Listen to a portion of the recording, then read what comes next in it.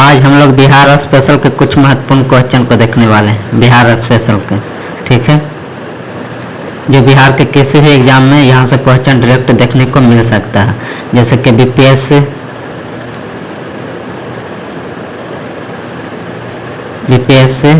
Bihar SSC, Bihar police,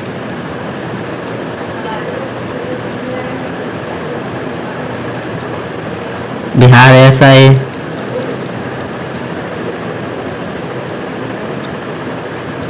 या TRE for जो teacher के वैकेंसी जो आने वाले है उसमें भी यहाँ से क्वेश्चन डायरेक्ट देखने को मिल सकता है। बिहार के किसी भी एग्जाम में बिहार स्पेशल क्वेश्चन जरूर पूछा जाता है और ये सेट 1 रहेगा, सेट 1 रहेगा। नेक्स्ट वीडियो में सेट 2 रहेगा, सेट 2 नेक्स्ट वीडियो में। इसी प्रकार नेक्स्ट वीडियो में सेट 3, सेट 4 करके हम लोग क्वेश्चन को देखने वाले हैं। तो पहला क्वेश्चन देखिए, पहला क्वेश्चन है, निम्न में से किस क्रांतिकारी पर तिरहुत षड्यंत्र के तहत मुकदमा चलाया गया था? तो किस क्रांतिकारी पर तिरहुत षड्यंत्र के तहत मुकदमा चलाया गया था? तो योगेंद्र शुक्ल पर तिरहुत षड्यंत्र के तहत मुकदमा चलाया गया था, इसलिए इसका सही आंसर हो जाएगा ऑप्शन डी। अगला क्वेश्चन देखिए,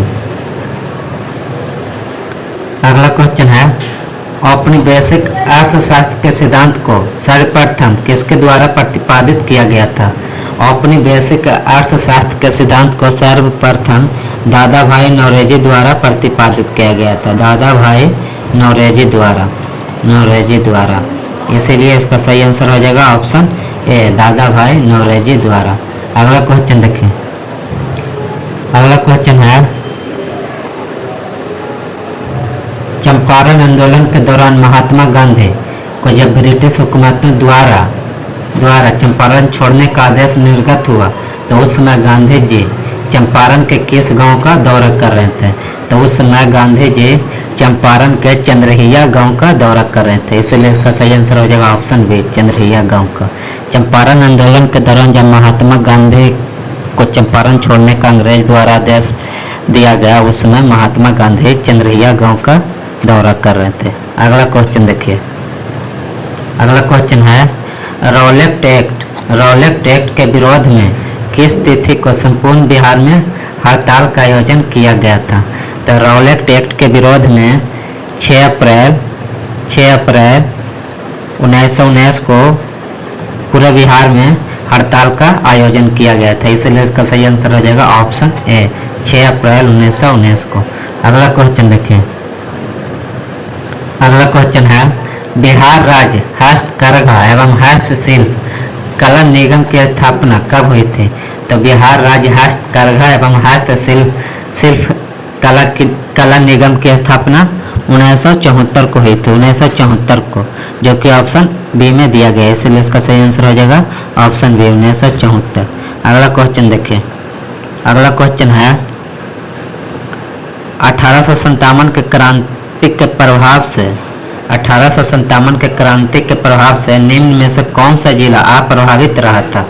बिहार का कौन सा जिला 1857 के क्रांति में अप्रभावित रहा था? तो बिहार का मुंगेर जिला है जो अप्रभावित रहा था 1857 के क्रांति में, इसलिए इसका सही आंसर हो जाएगा ऑप्शन डी, मुंगेर। अगला क्वेश्चन देखिए, अगला क्वेश्चन है, 1857 के विद्रोह के दौरान छोटा नागपुर में विद्रोहियों के नेता कौन थे? तो 1857 में जब विद्रोह हो रहा था तो छोटा नागपुर के जो विद्रोही थे उनका नेता ठाकुर विश्वनाथ सहदेव थे, ठाकुर विश्वनाथ सहदेव, इसीलिए इसका सही आंसर हो जाएगा ऑप्शन बी, ठाकुर विश्वनाथ सहदेव। अगला क्वेश्चन देखिए, अगला क्वेश्चन है, फीकर चंद तथा जयराम दास निम्न में से किस कला शैली के प्रसिद्ध कलाकार थे? फीकर चंद तथा जयराम दास निम्न में से जिस कला शैली के प्रसिद्ध कलाकार थे उस कला का नाम था पटना कलम शैली, इसीलिए इसका सही आंसर हो जाएगा ऑप्शन ए, पटना कलम शैली। अगला क्वेश्चन देखिए, अगला क्वेश्चन है, कुंवर मान सिंह को बिहार का सूबेदार कब नियुक्त किया गया था? तो कुंवर मान सिंह को बिहार का सूबेदार 1587 को नियुक्त किया गया था, इसलिए इसका सही आंसर हो जाएगा ऑप्शन ए, 1587 को। अगला क्वेश्चन देखिए, क्वेश्चन है, बिहार विधान परिषद का प्रारंभिक नाम निम्न में से क्या था? तो बिहार विधान परिषद का प्रारंभिक नाम लेफ्टिनेंट गवर्नर की परिषद थी, लेफ्टिनेंट गवर्नर की परिषद, इसलिए इसका सही आंसर हो जाएगा ऑप्शन से, लेफ्टिनेंट गवर्नर की परिषद।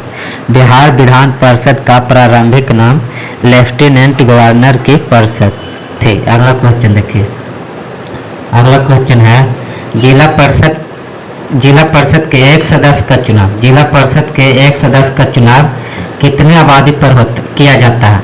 तो जिला परिषद के एक सदस्य का चुनाव कम से कम 50,000 आबादी पे किया जाता है, 50,000 आबादी पे, इसीलिए इसका सही आंसर हो जाएगा ऑप्शन सी, 50,000 आबादी पे। अगला क्वेश्चन देखिए, अगला क्वेश्चन है, पंचायती राज व्यवस्था के तहत निर्वाचन संबंधी मामलों में न्यायालयों के हस्तक्षेप का वर्णन किस अनुच्छेद में है? तो जो पंचायती राज व्यवस्था के तहत निर्वाचन संबंधी मामला न्यायालयों के हस्तक्षेप वर्णन 243 ओ में किया गया, 243 ओ में, इसीलिए इसका सही आंसर हो जाएगा ऑप्शन बी, 243 ओ। अगला क्वेश्चन देखिए, अगला क्वेश्चन है, जिला परिषद की बैठक कितने माह में कम से कम एक बार आयोजित करना अनिवार्य है?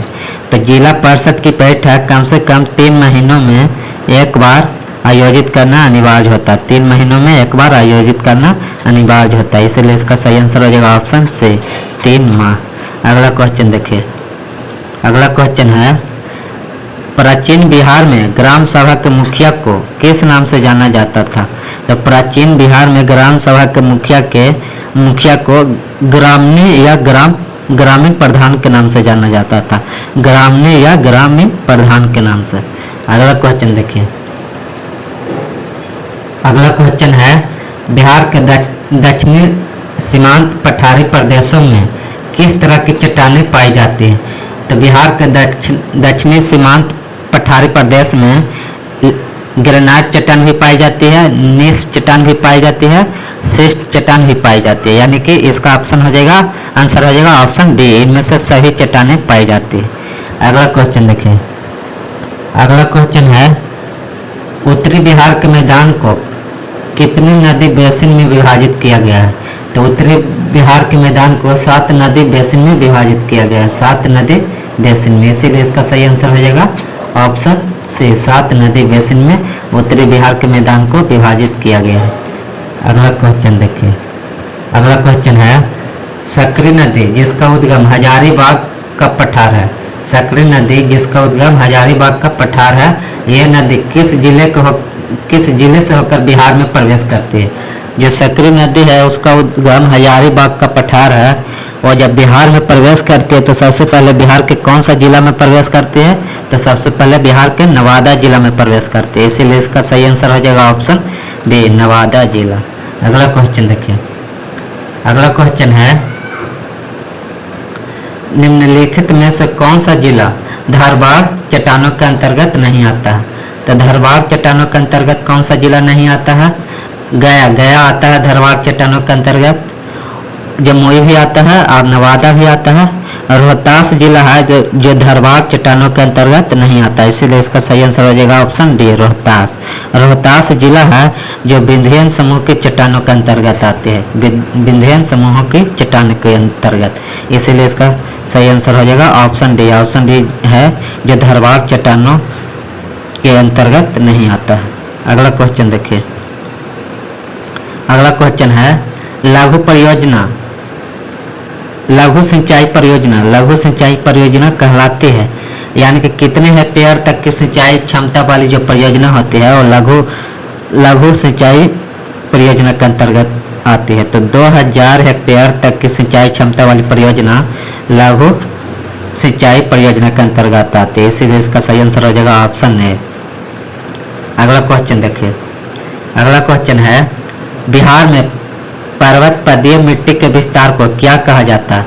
तो बिहार में पर्वत पदीय मिट्टी के विस्तार को भावर का क्षेत्र कहा जाता है, भावर का क्षेत्र, इसलिए इसका सही आंसर हो जाएगा ऑप्शन बी, भावर का क्षेत्र।